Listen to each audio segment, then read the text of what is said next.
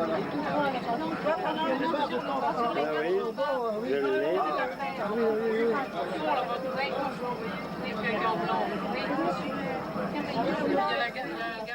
La guerre de Suisse qui arrive par derrière. Je vous dirais que je ne suis pas convaincue parce qu'il y a une figure blanche. Je ne suis pas convaincue que ça soit le pape. Parce qu'il est peut-être pas encore arrivé, il est peut-être juste en train de sortir. Suivant la saison, on change. Là, normalement, c'est à 11h du matin. Avec la grosse chaleur, c'est plus possible avec le petit béret. On aura l'occasion d'en reparler demain. Comme ça, si vous voulez vous arrêter et prendre quelque chose sur une terrasse là-bas, vous pouvez le faire. Si vous avez envie de continuer à visiter, vous pouvez aller jusqu'à la place d'Espagne. Et si vous avez envie de faire des courses, vous pouvez faire des courses. Donc, il y a de tout. Ça va pour tous les goûts.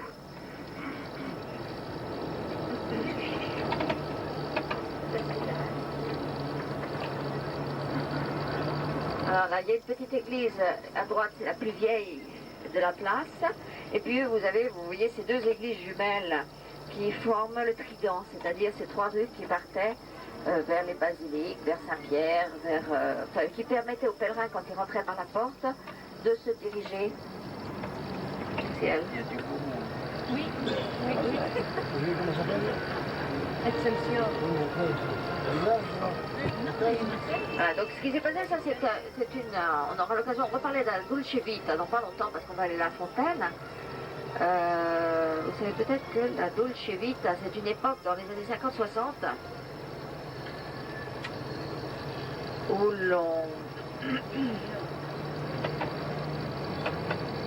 pratiquement on est sur le Quirinal, sur la colline du Quirinal.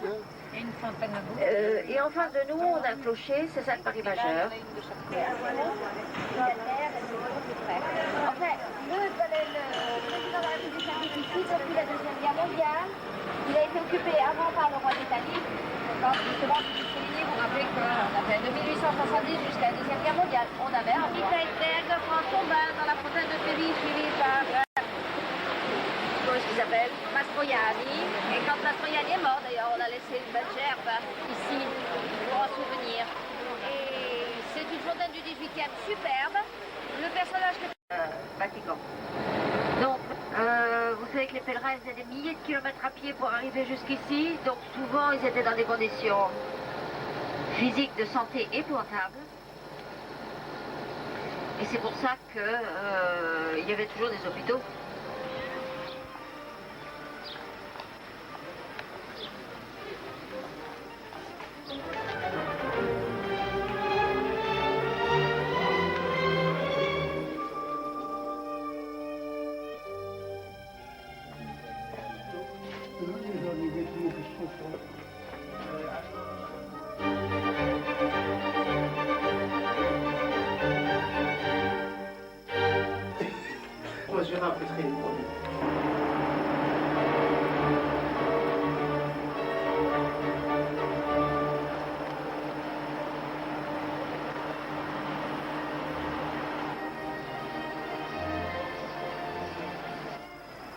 Alors on va y aller. Difficile d'y penser, mais en fait Saint-Pierre devait ressembler.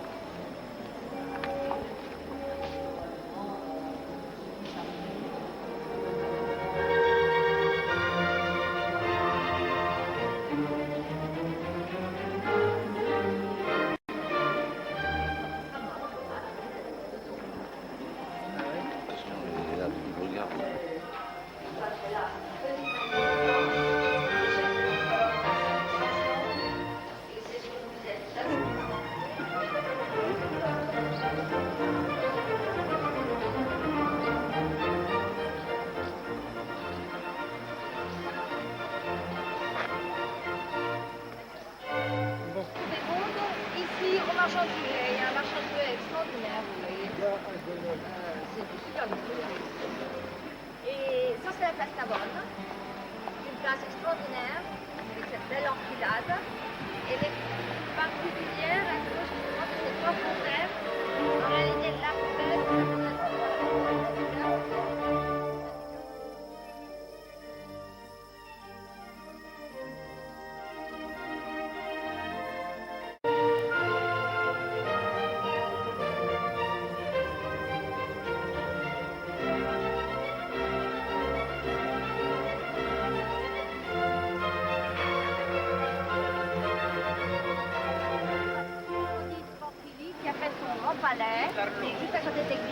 pendant qu'il était, il a fait l'église.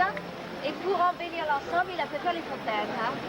Dont celle-ci, je disais, c'est Bernard qui l'a fait avec les 4 fontaines. Une fontaine géniale, vraiment une conception absolument géniale. Il invente donc un grand rocher faussement sculpté, enfin il est sculpté, là c'est pas un rocher naturel. Et il installe ces 4 grands personnages qui représentent allégoriquement les 4 fleuves du monde, dont le Nil que vous voyez avec le visage couvert par un drapé, vous voyez. Ça, c'est un soleil, c'est un peu maintenant, à cette époque-là, il n'y a rien à faire, c'est un peu ça. Cette fontaine vraiment très belle, vous amuserez, vous voyez, vous avez la queue du lion, vous verrez le lion qui apparaît. Vous avez ce fleuve qui vient tout à fait décontracté, donc comme du peintre, hein, comme si de rien n'était aussi. Enfin, c'est très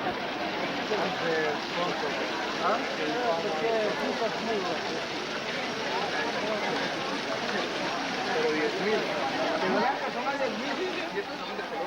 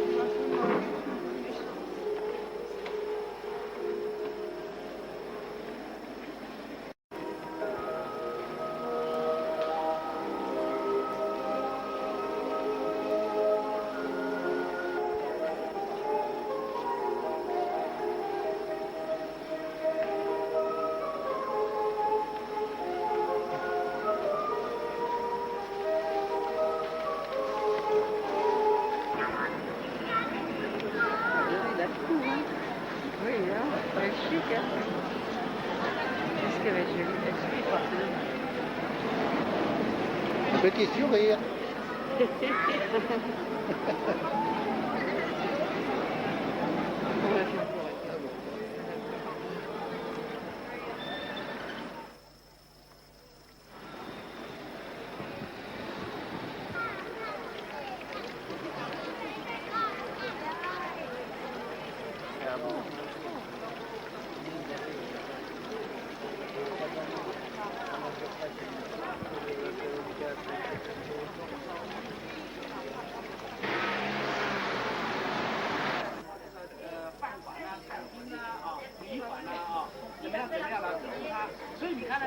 Un monument funéraire de Jules II. Vous vous rappelez Moïse qu'on a vu hier, qui en fait partie.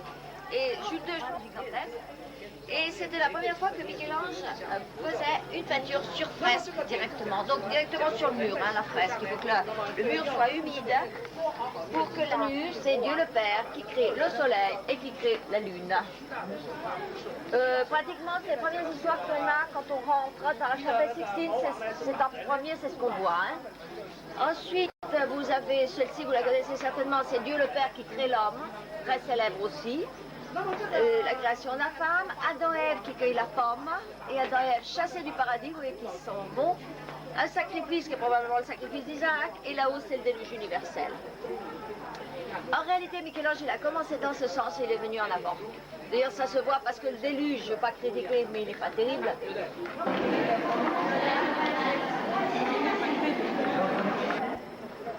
C'était pas une cour, au début c'était un jardin.